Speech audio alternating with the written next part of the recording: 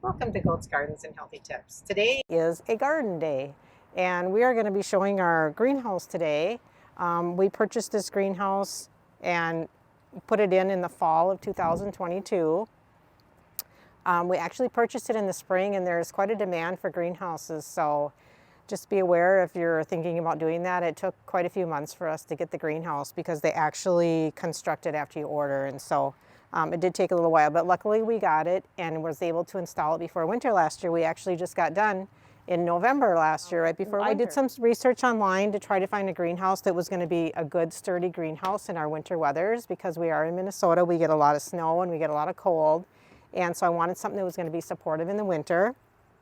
And we also had to get something that would work with our house. So according to our city ordinance, again, we keep running into this, we're only allowed 3 structures on our property. And we have our house, we have our exterior garage, and we have our goat barn. So even a greenhouse is considered a structure. And so we had to get the lean-to style of greenhouse that we could attach to our house. And there wasn't very many models out there that I could find that seemed like they were a good quality winter model of greenhouse. And so this is the one that we ended up choosing then. And this greenhouse is 8 by 12, and it's about 5 feet on the short side and a little less than 9 feet on the tall side. We purchased this greenhouse from online. It was a company called greenhousenation.com, and the name of it is an Essex Lincoln, just in case anybody's interested in looking at that. Entrance to our garage right here, which it goes to our inside of our house right here. And so it's very easy for me to come out in the winter and just come out through here to come out and water and be in the greenhouse. So actually this lean-to style has worked out really well. And then Bob brought his tractor in and did some nice leveling and grading so that there would be water drainage away from the garage before we did anything else. So we removed that patio block and graded, and then he got some 8 by 8 treated wood and put that down for the base to hold the for the greenhouse to sit on, the base unit of it, and got that leveled, buried and leveled, and then we put sand on the inside of that landscaping fabric. We put it on top of the sand to put the patio blocks on, because I was a little concerned about it being a lot of weeds growing up in between the patio blocks. So we just put that down as an extra safeguard against weed growth, and then put the patio blocks down, and then of course you're filling in the cracks of the patio blocks with sand. So that's what we did on the inside. And then he also used some metal rod anchors so that the wood beams are anchored to the ground, and the metal rods were about 2 feet long. Put several of those anchors in so that it's not going to move or shift. It's in there nice and solid. On the wall side, he drilled through or melted holes in the siding, and then drilled through the buffalo board and anchored the greenhouse to the 2x4s that are part of the garage. So it's on nice and secure. So here's the PVC pipe. It's a shoulder washer style. So the hole was cut through the siding, big enough to slide this in. And then the frame of the greenhouse has something to butt against that's solid. Okay, and then you'll see pictures of Ruby in here, our beagle dog that we had then, and she was pretty upset about our whole build here because this was her sun tanning area, and so she would come out on those patio blocks just like Max is doing right now, and she would love to suntan over here because this is the south side where the sun hits so nicely. So Ruby was a little miffed about the whole thing until we got it all built, and then she would do just as Max is doing there, and she would love to lay there or in the greenhouse, one of the two. So after we were done with that, then it was time to assemble the greenhouse frame.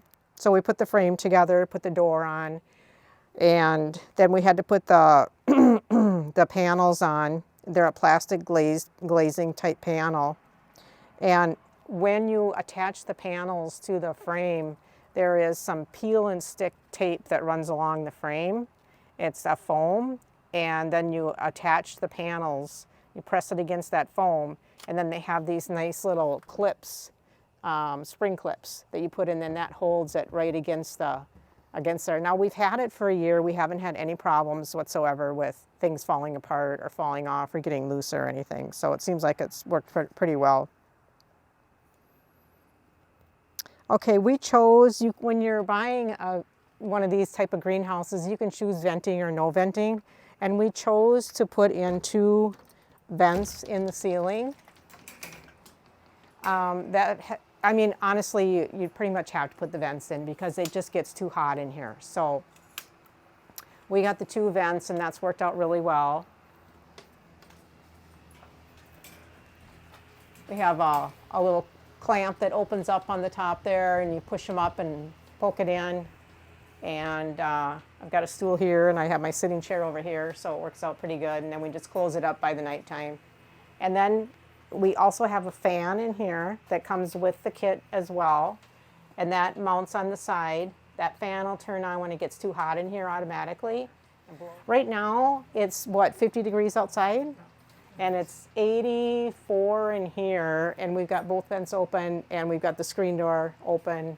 And these 2 fans. And those fans are running. So Bob installed these fans in the window here of our garage, and what those fans do is when it's hot in here, it blows the air into the garage to heat the garage.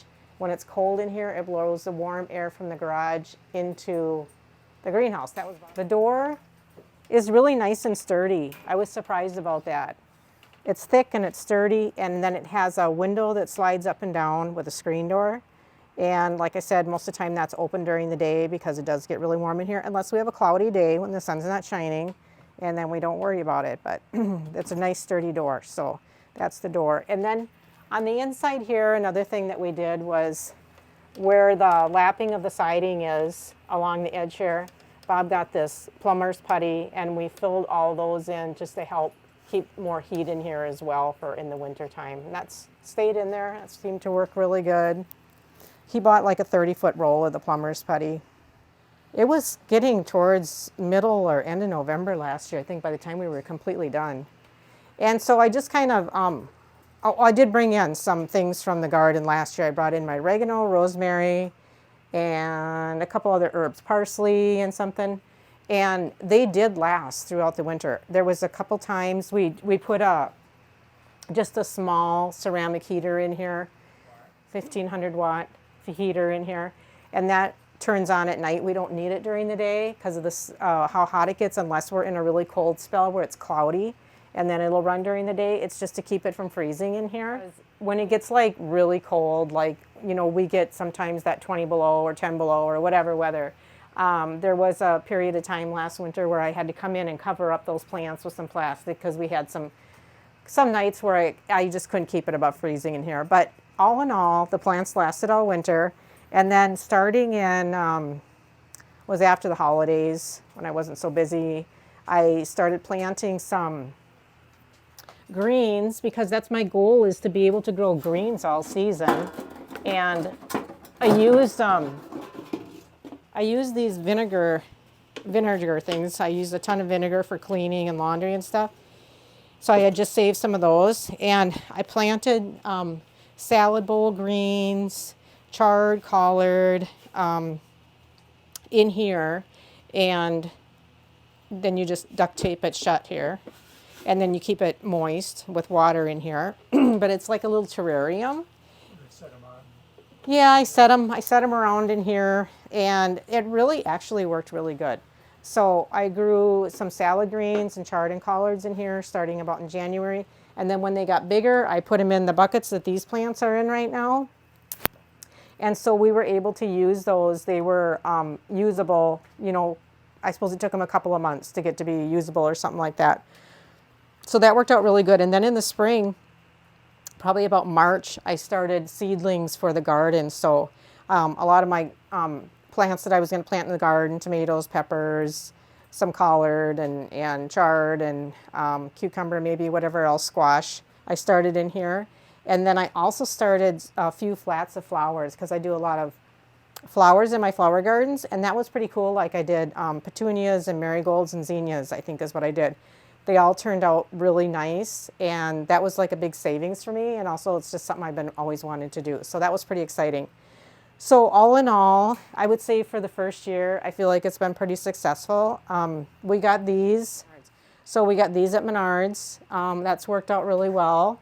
And this year now, just when I dug up my garden, I thought I'm going to try to save some of my plants. So as you can see in here, I've got rosemary, oregano, collard, parsley, and then I saved some mums and those daisies. I had grown those from seeds. I wanted to save those. Some basil, parsley, rosemary back here. I saved my celery. That was pretty exciting. We're still using that, and a pepper plant and another chili pepper that are still growing peppers. So anyways, that's been kind of fun. We're cutting off these yet, and I'm not even using my frozen stuff from the garden yet that I froze, because I'm using these as far as for these plants. So that's been really successful. So I'll just keep those going as long as I can in the greenhouse here. So anyways, that is our greenhouse. And I guess our plans for the greenhouse is just to be able to get it where we can keep it over the winter. I would like to be able to keep greens growing all year. That's kind of my goal, like salad greens and edible greens to grow all season long. So if we can do that, that will be really cool. And then to be able to extend plant life and start all of our garden stuff in here early. That's been my goal with the greenhouse. So this is 8 by 12, and I feel like this is a good size. This supports what I need to do in our climate, especially where, you know, we're not in a southern climate where you could have like a really abundant greenhouse in the winter. But anyways, that's our greenhouse. Okay, so as far as for winter, it's worked out pretty good. We had a ton of snow last winter. It snowed, it seemed like it snowed every other day or something, and it was large amounts of snow. And so at times the snow, you know, would be a foot or a couple feet or whatever.